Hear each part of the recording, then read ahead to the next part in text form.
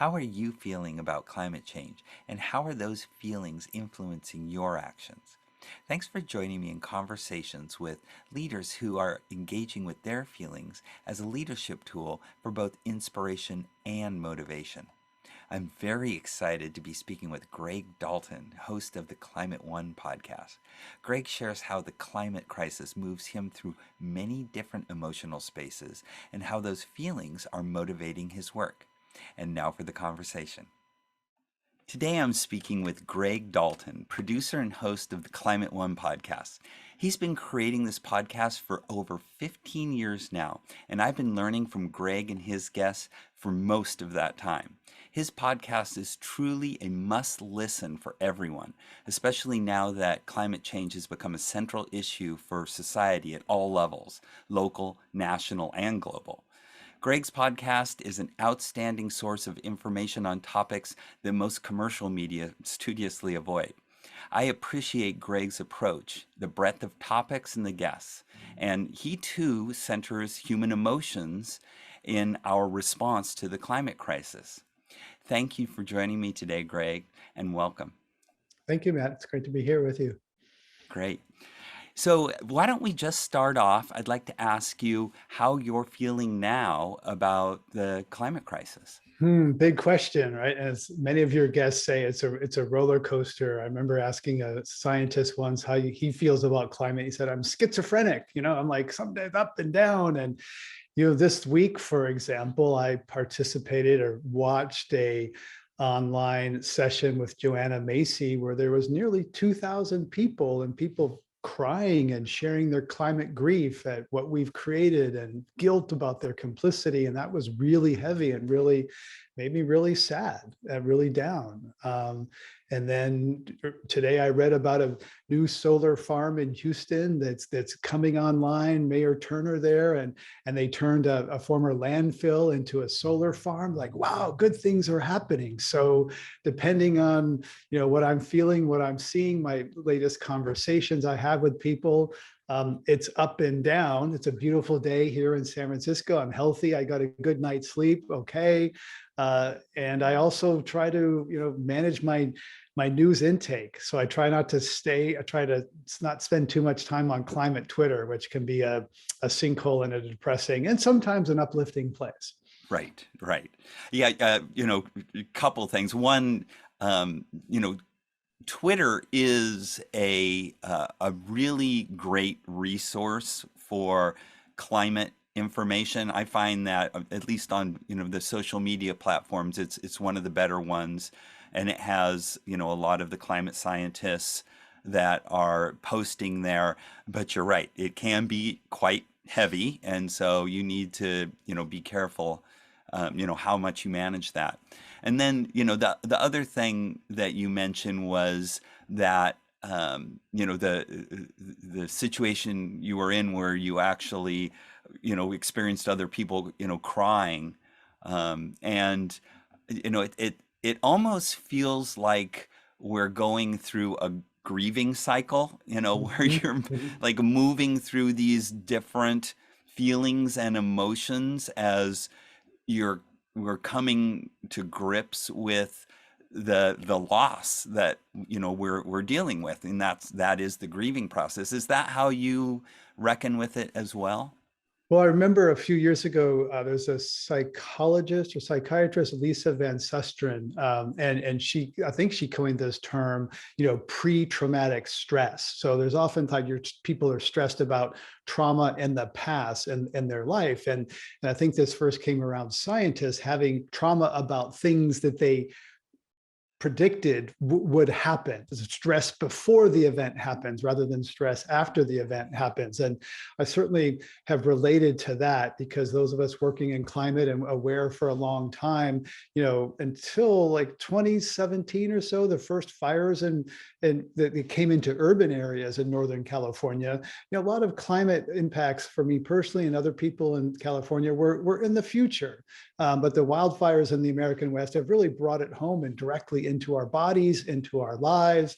And that's when the stress has gone from the future to now. So I've certainly gone along that path and felt anxiety about future trauma, and try not to get too far out there.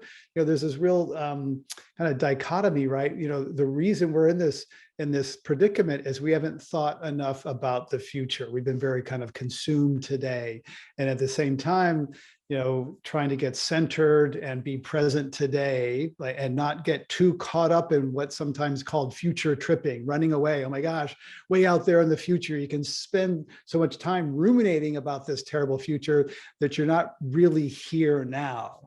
And so I've given myself permission. For example, we had a pretty dry, sunny winter in the Bay Area. And sometimes I'd say like, oh, this is bad. Look, it should be raining, but, oh, do I talk to people about that? If someone says, oh, isn't this weather great? Do I say, well, it should be raining in February. It shouldn't be sunny. And do I, become a downer, or do I zip it and say, yes, I guess it is. It's scary and it's beautiful. It can be both at the same time, right? Beauty can be dangerous. And so, yes, it's nice to be sunny in the winter. And it's also scary because it should be raining and we don't have enough water. And so how to hold those contradictions and acknowledge the beauty and the fear at the same time, that's part of what I wrestle with, navigating this where we are. Right. And I think that's, so beautifully said. And I think that's pretty much all of us now are going to have to hold both of those things at the same time, appreciating, what we're losing while still being present and enjoying, what we still have. And yeah, I think you said that very well. Thank you. There can be joy and beauty, even in dangerous times. I mean, humanity's seen that. I think often of the Cajun Navy. That's, whenever there's a flooding, a disaster in Louisiana or somewhere, like, there's people who go out and help others, and you see tremendous acts of heroism. It gives me chills thinking about it. These people, dragging elderly women out of their homes and putting them in their boat and taking them away because there's not enough people, first responders, to, so the Cajun Navy, I think of as, there can be great heroism and humanity in times of suffering. We want to reduce those times of suffering. We want to work on it, and good things can still happen. We have to be careful about not just being all down. It's bad. That there can be, to find beauty, acknowledge it, and perhaps even and value it, and hold it even more dearly. Right. Yeah. Really humanity at its best, and behaving at its best. Right. And that's really what, we hope to do is, as we're going through these feelings, is, respond in a constructive, positive way, channel those into constructive, positive actions. And so, and that leads me to my next question for you. So how are those feelings influencing your behaviors and your direction as a leader in the climate space? Well, I clearly ask more personal questions now of people, and I've pledged to ask people about power and privilege, after George Floyd. And so ask powerful guests, how have you reflected on your power and privilege? And also, a lot of climate conversation and professional people, it's a very cerebral, intellectual place that we have that conversation. And I've dropped it more from the head down into the heart to ask even personal questions of people that I don't know, and people who often don't share personal things that much. And I go there, I think, respectfully and delicately, and give some space for them to say, yeah, it's really tough. How do you work on this all day? And what kind of resilience do you build? What kind of practice do you have? What kind of self-care do you practice, et cetera? Because I think we've learned in talking about climate for decades that facts are important. And in fact, on this Joanna Macy convening the other day, they said, we're here to talk about feelings, not facts. And facts are important and they're limited. They're necessary and insufficient. And so we need to have a feeling level, an emotional level, a human level conversation, because that's what advertisers try to do, is create love for shampoo or whatever, right? I Right. mean, so they want Right. you to love your shampoo, or people love certain companies. That's what a lot of advertising is, trying to reach people on an emotional, aspirational level. Right. So why should we do that when talking about climate? Why should it be just facts and energy and kilowatt hours and parts per million, et cetera? So Right. we have to have that human level conversation. I think that's more meaningful, it's more real, it's powerful, it's more memorable. The cognitive scientists will say you might forget a fact, you remember a feeling.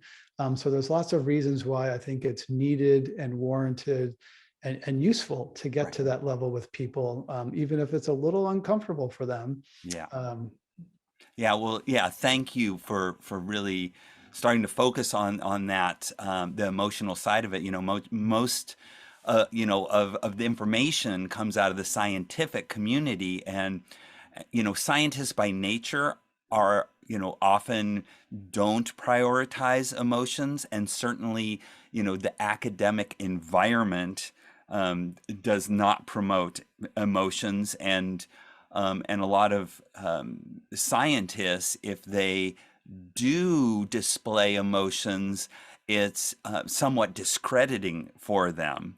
And so they have to kind of keep a dispassionate tone just in order to maintain credibility, in spite of the fact that they might be feeling like, getting up on top of the rooftop and shouting as loud as they can, this is an emergency. You Yeah, know, and so think about that. That's like reason and facts. That prevail. And like, well, we're not, well, as behavioral economists have shown, we're not rational creatures right, that we were taught in college. The sort of the classical rational economic man optimizing personal utility. That's not the way humans are. And behavioral economists have won Nobel Prizes pointing that out. So the idea that we should separate emotions from facts, et cetera.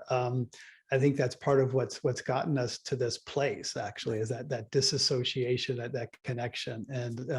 And scientists, you're right. There's report the facts, not to be emotional. That's dismissive. That's feminine. That's right. yeah, I Yeah, don't want to be that. right. Exactly. Yeah. Well, so what advice would you give to people who are now starting to have those feelings? And specifically, how would you suggest they, act on those feelings? And this is, for people who want to act, want to take some kind of leadership role. They may be in a leadership role now, or they're aspiring to be a leader. What advice would you give for them? Yeah, so I had a conversation with a couple of college students recently who looked at me and said, "What do we do?" Yeah. And I said, "Well, the first thing is get rid of this. You have to save the world or save the planet." I think that layer of, and that phrase even, is damaging and is burdensome, and the idea that, so because you measure that, any individual action is not going to save the world. Just let's get over that right now. I interview very powerful people who are running large corporations, running the US Navy. They all feel inadequate to this, right? And so how's a regular person supposed to feel? So first is get rid of that save the planet. Doesn't matter in the grand scheme of things. Just, put away with that, the hubris of that. Think about it. Yeah. And think about, and I said to them, well, you can't save the world or the planet, but you can shape your world. You can shape the world around you, your relationships, your community, your employer, your club, your family. And so it's the old, think globally, act locally thing. And think about what relationships you have, and start there and make an impact, because I think there you'll be able to see some tangible impacts that will keep you going. Because if you try to decarbonize California or the United States, you know, Yeah. good luck with that. But we have to, we need everybody moving, in directions. I just come to this much more decentralized look around where you are, your town council, your school board, your employer, inside your company, et cetera, where, and focus there, because I think that's going to be more sustainable, more measurable. You'll get more feedback where you'll be able to see some, celebrate your small wins that you achieve along the way. If we all focus on Congress, we're all going to be depressed and not get it anywhere, right? And so I Right. think there's a lot of misplaced. Congress is important, and a lot of time and effort has been spent over the last decades, from Waxman Markey to now to Build Back Better. It hasn't delivered for us. Yeah. So and a lot of local great things are happening, as I mentioned, the solar farm in Houston, Yeah. cities decarbonizing, et cetera. I think this global issue, I think it's got us focused globally, but I think we need to focus a little more closer to home with ourselves inward, the inward journey, and what's around us. Right, right. That is such great advice.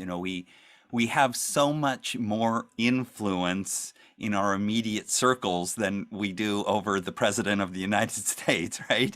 So, we can start to decarbonize our lifestyles and then help our friends and family decarbonize theirs and then help our community decarbonize theirs, right? And Yeah, so yeah, and right. and it's measurable and you get the feedback just like you said, and you can make an impact. And if everybody started doing that, imagine what we could accomplish. And There's a social contagion, right? People right, see solar panels, they see electric cars. There's a real, yeah, spreading effect, and that leads to movements, and that does trickle up. So yeah, yeah, exactly. Because politicians aren't leaders, really; they're followers. They're following their constituents, what their constituents want. And so, if we all start decarbonizing our lives, the politicians will follow and say, "Hey, you know what? We should start to decarbonize everything." right. Great.